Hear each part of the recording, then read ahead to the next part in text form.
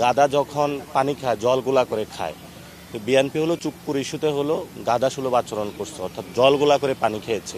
যে চুপ্পু পদত্যাগ করেছে, কিন্তু চুপ্পুকে কোনো সেফ এক্সিট দেওয়া যাবে না, চুপ্পুকে হলে গ্রেপ্তার করতে হবে। এটা খুবই আশার সংবাদ, কিন্তু সরকার যদি তাকে পদত্যাগের মধ্য দিয়ে সেফ এক্সিট দিতে চাচ্ছে, এটা সরকারের জন্য বুমেরাং হবে। চুপ্পু কিন্তু খুনের দায়ে সেই অগাস্ট মাসে যখন আমাদের উপরে গুলি চলেছিল, সেই সময় চুপ্পু কিন্তু রাষ্ট্রপতি ছিল। তখন কিন্তু উনি ছাত্রদের পক্ষে বা জনগণের পক্ষে আসে নাই, ফলত উনি একই দায়ে অভিযুক্ত। চুপ্পুকে দ্রুত গ্রেপ্তার করতে হবে। তা আমরা কিন্তু চুপ্পুর পদত্যাগ অনেক আগেই বলে আসছিলাম।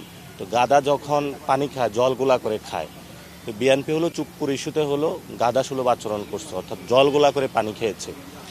তো এই একটা আশার দিক যে চুপ্পু পদত্যাগ করেছে, কিন্তু চুপ্পুকে কোনো সেফ এক্সিট দেওয়া যাবে না, চুপ্পুকে হলে গ্রেপ্তার করতে হবে। এটা হলো আমাদের দলের পক্ষ থেকে আমাদের জায়গাটা। আমরা এখনো সিদ্ধান্ত নিই নেই, আশা করি যে আসবে। অনেক সামাজিক সংগঠন প্রতিবাদ কর্মসূচি নিচ্ছে, আমরা একটু পরে সিদ্ধান্ত নিয়ে তারপরে জানাবো। আশা করি যে থাকবে ইনশাল্লাহ।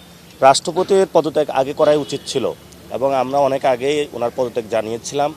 ওনার পদত্যাগটা এই জন্য জানিয়েছিলাম, ওই সময় ছাত্র জনতার যে অভ্যুত্থান হয়েছিল, অভ্যুত্থানের সময় উনি হলো ছাত্র জনতার বিরুদ্ধে গিয়েছিলেন। ওনাকে তো আমরা গ্রেপ্তারের দাবিও জানিয়েছিলাম। পদত্যাগের মাধ্যমে সরকার এই সময় এসে যদি তাকে কোনো সেফ এক্সিট দিতে চায়, সেটা আমরা মানব না, তাকে অবশ্যই গ্রেপ্তার করতে হবে।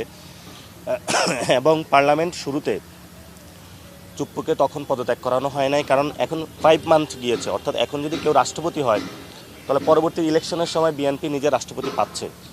ওই সময় রাষ্ট্রপতির ইনফ্লুয়েন্সে যাতে ইলেকশনটা নিজেদের ম্যানিপুলেশন করতে পারে, সেই জন্য কিন্তু তারা এই ব্যবস্থা করেছে। এবং বিএনপি অবশেষে চুপ্পু পদত্যাগ করেছে, কিন্তু গাদা জলগুলা করে যেমন পানি খায়, এই অবস্থা হয়েছে আমাদের। অনেক আগে পদত্যাগ করা উচিত ছিল, তবে ওনাকে দ্রুত গ্রেপ্তার করতে হবে।